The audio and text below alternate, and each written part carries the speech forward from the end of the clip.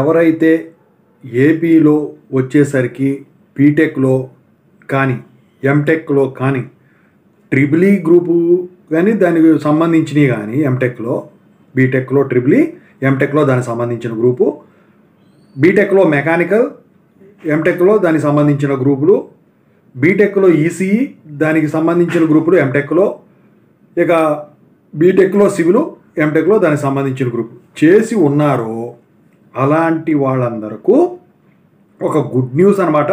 మీరందరూ తెలుసుకోవాల్సిన విషయం. ఇక ఇప్పటి నుంచి మీరు అలర్ట్గా ఉండండి. సో దాని గురించి చెప్పబోయే ముందు ఇంతవరకు ఈ ఛానల్ సబ్స్క్రైబ్ చేసుకుని వాళ్ళు సబ్స్క్రైబ్ చేసుకుని వీడియో లైక్ చేసి షేర్ చేయండి. మీకు ఏమైనా డౌట్స్ ఉంటే కాల్ మీ 4 ద్వారా కాల్ చేయండి. తెలుగు ఇంజనీరింగ్ ఎడ్యుకేషన్ టెలిగ్రామ్ ఛానల్లో జాయిన్ అవ్వండి. ఇక టాపిక్లో వెళ్తే ఏంట్రా నాయన అంటే, ముందు ఒక విషయం చెప్తా, ఆ తర్వాత మీకు సంబంధించిన అసలు విషయం చెప్తా. మీరు ఒకటి గుర్తుంచుకోవాలి, లొకాలిటీ ఇష్యూ తెలుసు కదా. ఇప్పుడు లొకాలిటీ ఆంధ్రాలో కూడా కొత్త రూల్ వచ్చింది. సో దానికి సంబంధించిన ఒక వీడియో నేను మొన్న చేశాను. మీకు లోకల్ క్యాండిడేట్స్ కింద ఎలా వస్తారని చెప్పేసి ఒక వీడియో చేశాను. చూడనట్టయితే చూడండి. ఒకవేళ ఐ కార్డులో కనుకుంటే నేను పెడతాను.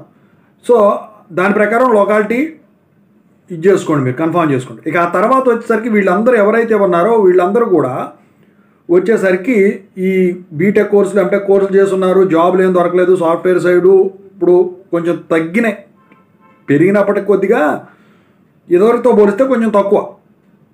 అయితే ఏం చేయాలో అర్థం కావట్లేదు. ఇక ఇటు సైడ్ వచ్చేసరికి ఈ గ్రూపులు కూడా వచ్చేసరికి అడ్మిషన్స్ కూడా తగ్గిపోతున్నాయి. దానికి కారణం ఏంటంటే అసలు ఈ గ్రూపులు జాయిన్ అయ్యేదే గవర్నమెంట్ జాబ్స్ ఏమైనా పడతాయని. అయితే అలాంటి వాళ్ళకు ఏపీ ప్రభుత్వం వచ్చేసరికి ఒక గుడ్ న్యూస్ చెప్పింది.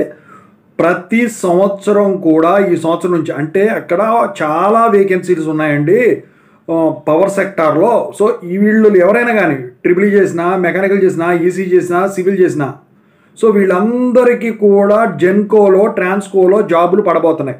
అయితే అన్ని పోస్టులు ఒకేసారి కాకుండా ఇయర్ వైజ్గా వీళ్ళు వచ్చేసరికి రిక్రూట్ చేయబోతున్నారు, డిఎస్సి లాగా, మెగా డిఎస్సి లాగా. అయితే ఇప్పుడు ఏంటంటే ఈ సంవత్సరం కూడా ఖాళీలను ఏవైతే ఉన్నాయో సో వాటిలో కొంత భాగం భర్తీ చేయడానికైతే వీళ్ళు యోచిస్తూ ఉన్నారు. మీరు ఇప్పటికే చదువు అయిపోయి ఉన్నట్టయితే సర్టిఫికెట్లో రెడీ పెట్టుకోండి. ఎంటెక్ చేస్తూ ఉన్నట్టయితే ఫీజులు కనుక క్లియర్ అయినట్టయితే సర్టిఫికెట్ తీసుకొని రెడీగా పెట్టుకోండి. అయితే గవర్నమెంట్ జాబ్ వస్తే ఎవరో కూడా వదలకుండా ఉండటానికి ఉండదు, ఓకేనా. ఖచ్చితంగా అయితే రిలీవ్ చేయాల్సిందే. మీరు జాబ్ చేస్తున్నా, చదువుతున్నా సర్టిఫికెట్లు ఇవ్వాల్సిందే ఎవరైనా కానివ్వండి. అయితే ఆ నోటిఫికేషన్ అయితే త్వరలో పడనుంది. పడిన తర్వాత దానికి సంబంధించిన రిక్వైర్మెంట్స్ ఏవైతే ఉంటాయో అవన్నీ నేను చెప్తాను. సో దాని ప్రకారం అవన్నీ సిద్ధం చేసుకొని పెట్టుకోండి అనమాట, ఓకేనా. ఇదనమాట గుడ్ న్యూస్ ఏంటంటే.